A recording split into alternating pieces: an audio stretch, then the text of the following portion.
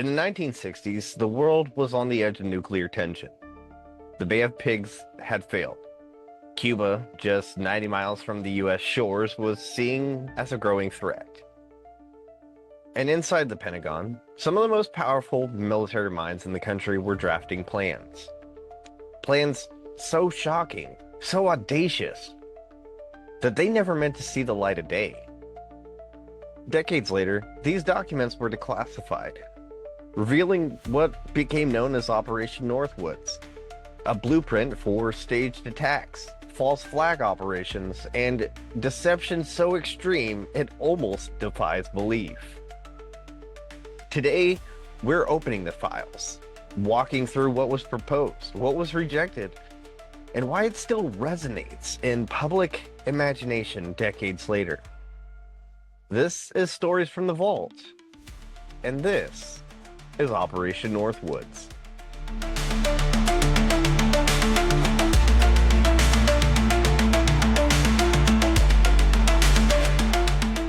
To understand Operation Northwoods, we need to go back to 1962.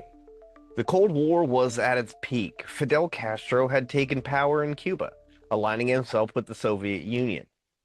The failed Bay of Pigs invasion had humiliated the US, and tensions were running high.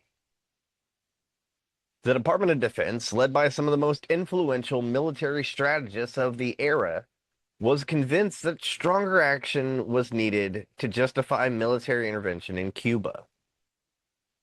Enter the Joint Chiefs of Staff, the highest-ranking military officers in the United States. They drafted a plan for what would later be known as Operation Northwoods. The proposals were bold, disturbing, and designed to manipulate public opinion. Among the ideas, staging acts of terrorism in U.S. cities, hijacking planes, even committing acts that would put American lives at risk, all for the goal of blaming Cuba and creating a casus belli. The architects of these plans believed that the American public, if presented with the right evidence, would support military action. And in their eyes, deception wasn't just acceptable, it was necessary. While President Kennedy ultimately rejected these proposals, the memos and plans remained classified for decades, and for good reason. Today, as we explore them, it's easy to see why these documents are still cited when people look at government deception, covert operations, and the eerie parallels some draw to later events in history.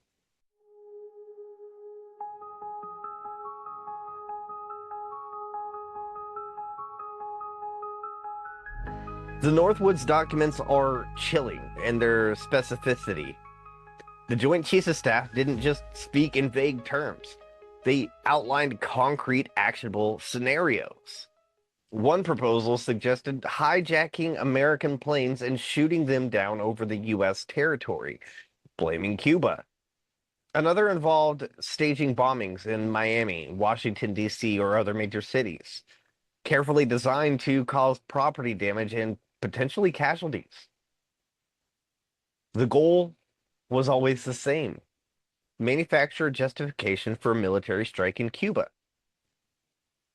There were even plans to create a public outrage. False flag incidents would be reported to the media as real attacks.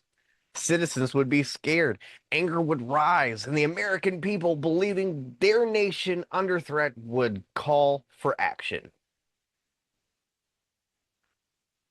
Documents mentioned using Cuban refugees who had fled Castro's regime as plausible deniability, people who could be pointed to as participants in the attack. Every scenario was calculated to maintain the appearance that Cuba was the aggressor. It's also worth noting these ideas were on paper, not actually executed operations. But the depth of planning, the attention to detail, and the willingness to risk innocent lives shows the mindset of military planners at the height of the Cold War. Even Today, these documents make us ask uncomfortable questions about how governments might manipulate public perception in times of crisis. Northwoods was rejected, but it didn't vanish from history, and the echoes of its strategies can still be felt decades later.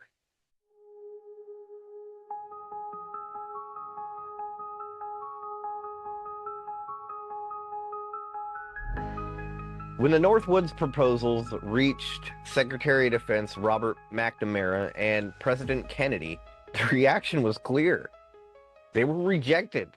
Kennedy reportedly saw the plans as extreme and unacceptable, a moral line that could not be crossed.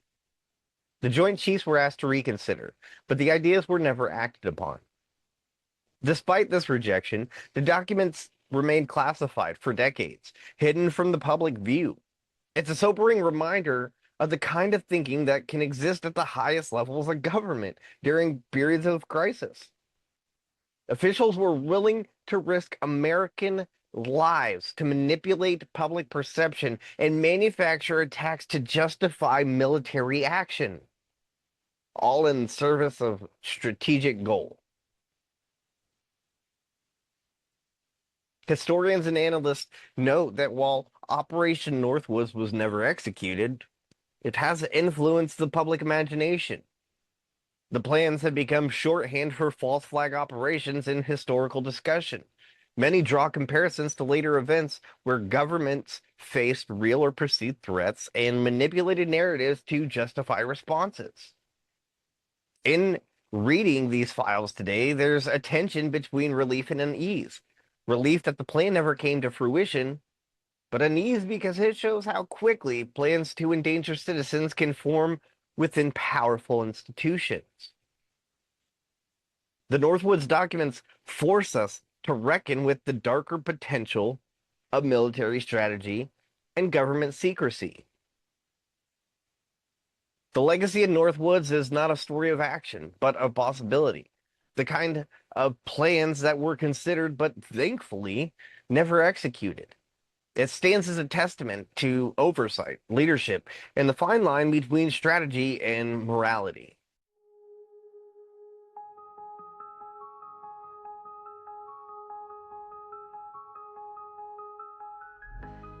As we close the files on Operation Northwoods, it's hard not to feel a chill. The plans were never carried out, but the ideas existed. On paper, in the minds of those at the highest levels of power. It's a stark reminder that history could have been very different.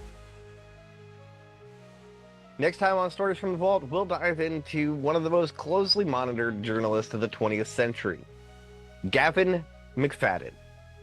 The FBI's file on him reveals a world of surveillance, suspicion, and secrecy. And it's a story that touches on the very limits of press freedom in America.